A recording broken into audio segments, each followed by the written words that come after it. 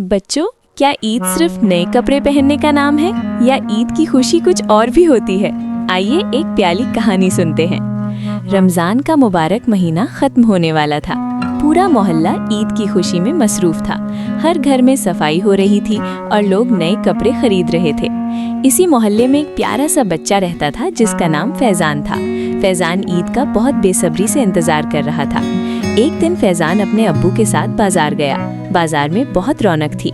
हर तरफ रंग बिरंगे कपड़े, जूते और खिलौने नजर आ रहे थे। अब्बू ने फैजान के लिए एक खूबसूरत नया सूट और जूते खरीदे। फैजान बहुत खुश हो गया। घर आकर उसने अपनी अम्मी को नए कपड़े दिखाए।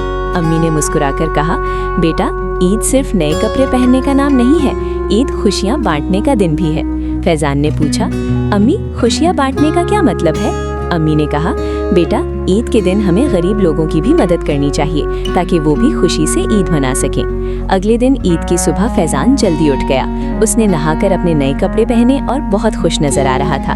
नमाज़े ईद के बाद जब वो घर वापस आ रहा था तो उसने देखा कि एक छोटा सा बच्चा सड़क के किनारे खड़ा है। उसके कपड़े पुराने थे और वो उदास लग रहा था। फैजान उसके पास गया और पूछा, तुम उदास क्यों हो? उस बच्चे ने आहिस्ता से कहा, मेरे पास ईद के लिए नए कपड़े नहीं हैं। ये सुनकर फैजान को बहुत अफसोस हुआ। फैजान ने कुछ देर सोचा, फिर उसने अपनी ईदी के पैसे उस बच्चे को दे दिए। वो बच्चा बहुत खुश हो गया और मुस्कुराकर बोला, शुक्रिया, अब मैं भी ईद की खुशी मना सकूंगा। फैजान जब घर आया तो उसने अम्मी को सारी बात बताई। अम्मी ने प्यार से कहा, बेटा, आज तुमने ईद का असल तोहफा हासिल किया है। फैजान ने पूछा, वो क्या? अम्मी ने मुस्कुराकर कहा, किसी को खुशी देना ही ईद की सबसे बड़ी खुशी है। फैजान बहुत खुश हुआ क्योंकि उसने किसी के चेहरे पर मुस्कुराहट ला दी थी। सबक: बच्चों, ईद हमें सिखाती है कि हमें अपनी खुशियाँ दूसरों के साथ भी बांटनी चाहिए।